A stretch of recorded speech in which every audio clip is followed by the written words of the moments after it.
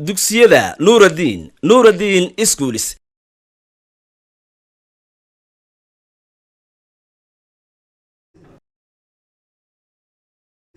السلام عليكم وردي ومعنا عبد الرحمن صالح يا 10 كيني ساينسكا 10 كيني وحنا نقول يا 10 كيني سدحات وحنا كبلابي دونا ماده فصلك لحاد يا 10 كيني سدحات نسقو نقون دونا maanta waxa weeye aan ciwaan ka bilaabi doonaa in ka bilaabi doono walxaha saafiga ah walxaha saafiga ah in ka bilaabi doono markii walxaha saafiga ka bilowno walxaha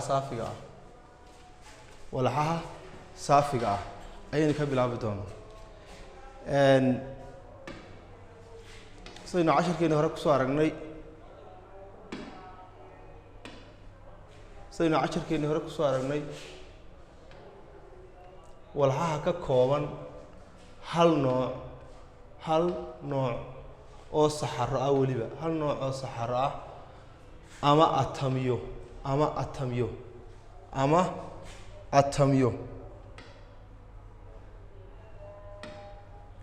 ama atamiyo ayaa loo yaqaanaa walxo saafi ah walxo saafi ah sayna hore soo sheegnay waxaanu niri walxo saafi ah waa walax ka kooban hal nooc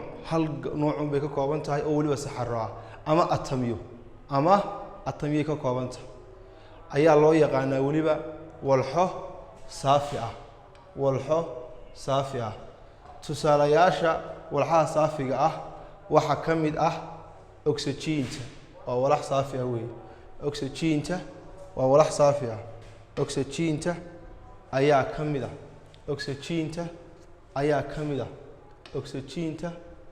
kamid ah biyaha ayaa kamid ah milixda cuntada ayaa kamid ah walxaha ka kooban hal nooc oo saxaro ah ama atamiyo ah ayaa loo yaqaanaa walxo saafi ah tusaalayaasha walxaha saafiga ah waxa kamid ah dahabka waa walax saafi ah dahabku waxba kuma dhex jiraan oxygen ayaa kamid ah biyaha ayaa kamid ah milixda ayaa kamid ah intaaba waxaynu aqoonsanaynaa ama ay yihiin walxo saafi ah walxaha saafiga ah laguma kala sooci karo walxaha saafiga ah laguma kala saari karo walxo ka sii fudud habka kala soocista isku jirada sida miirista uumi bixinta ama uumi biyoodka iyo wixii la mid ah marka waxaa saafiga ah waxaanu sheegnay inay ka kooban yihiin sida dahabka oxygen-ta biyaha milixda cuntada walxaha saafiga ah waxaanu nidhi haddaba laguma kala sooci karo baynu nidhi walxo ka sii fudud habka kala soocista isku jirada sida kala miirista uumi bixinta iyo wixii la mid ah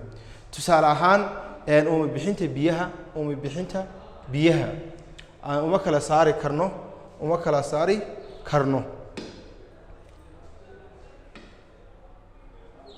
kala saari karno biyaha hydrogen-ta iyo laba oxide-ka waxa soo baxa waa uumi biyoodun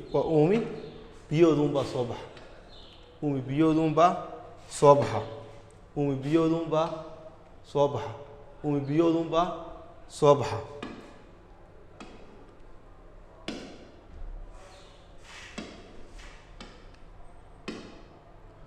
biyaha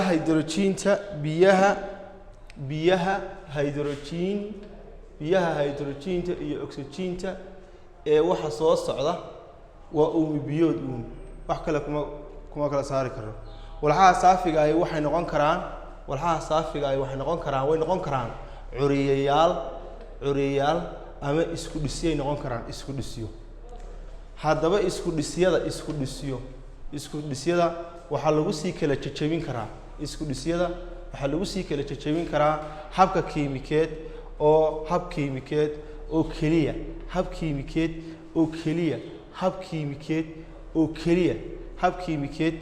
keliya walxaha saafiga ah waxay leeyihiin midab muuqaal iyo cufnaan inagoo hore u soo sheegnay inay walxaha saafiga ka mid yihiin dahabka biyaha ay ka mid yihiin oxygen-ta haddana waxaynu leenahay walxaha saafiga waxay leeyihiin midab muuqaal iyo cufnaan bay leeyihiin joogto ah weliba maaha kuwa isbedbedela ee waa kuwa joogto ah waa kuwa joogto ah walxaha saafiga ah waxay leeyihiin dhisme kiimikaad oo joogto ah dhisme kiimikaad oo joogto ah ayaa ay leeyihiin cashirkeenna inoogu xiga waxuu noqon doonaa ama ciwaankeena inoogu xiga waxau noqon doonaa ardayay waxau noqon doonaa curiyayaasha ayuu noqon doonaa haddaba waxaynu ogaan doonaa curiye ereyga curiye waa maxay curiye haddaba waxaynu odhanaynaa curiye waa walax saafi ah waa walax saafi ah taas oo aan hab kiimikeed lagu kala jajabin karin waxaynu nidhi curiye waa walax saafi ah taas oo aan hab kiimikeed lagu kala jajabin karin sida kulaylinta waa hab kiimikeed qaboojinta iyo waxa weeye falgallada kiimikooyinka oo kale waxaynu nidhi curiye waa maxay curiye haddaynu maanta isnidhaahno waxa weeye curiye waa walax saafi ah taas oo aan hab kiimikeed lagu sii kala jajabin karin sida kulaylinta qaboojinta iyo waxa weeye falgelidda kiimikooyinka kale waayo waxaynu curiye waxa uu ka samaysan yahay atamyo isku wada jaad ah waa kuwa isku wada jaad ah tusaale ahaan haddii aad haysato xadhig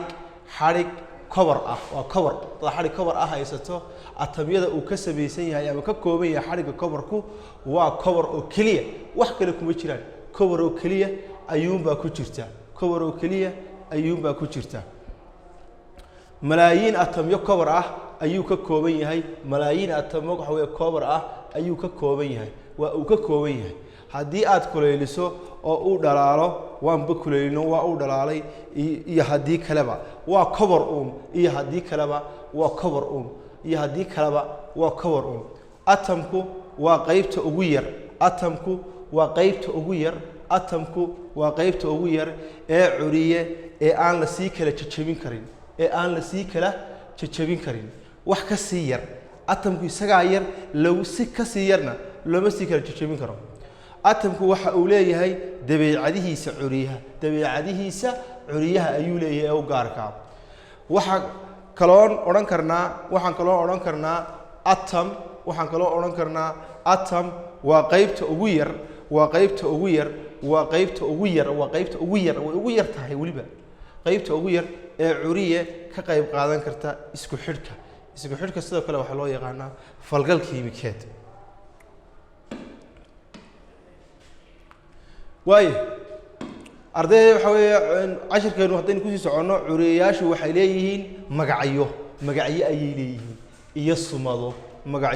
iyo sumado lagu garto ayay leeyihiin iminka haddaad deegaamada miyiga tagto ama gurigiina magaaladaba aad eegto waxaa jirta shirkadda laydhku halkaa waxay ku qorataa lambar ama blade bay ku qorataa haddaad miyiga tagtona xoolaha miyiga jooga calaamaday kala leeyihiin ama qoorta ha ku lahaato ama dhegaha ha ku lahaadeen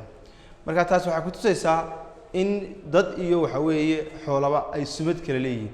oo marka adiga maanta magacaagu hebel ama heblaaye hebel lagu yidhaahdo waa sumadaadii haddaba waxaa lagu yidhi curiyayaashu waxay leeyihiin magacyo iyo sumado lagu garto haddaba berigii hore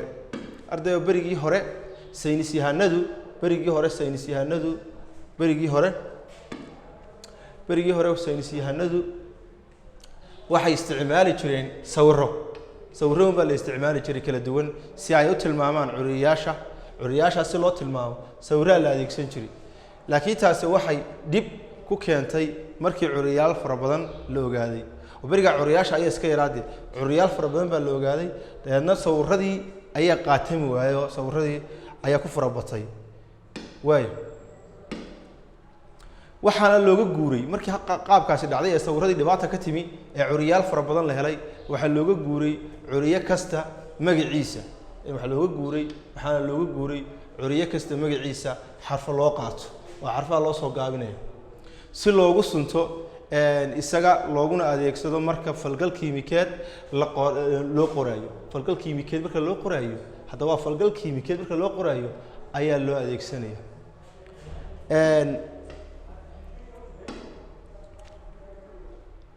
haddaba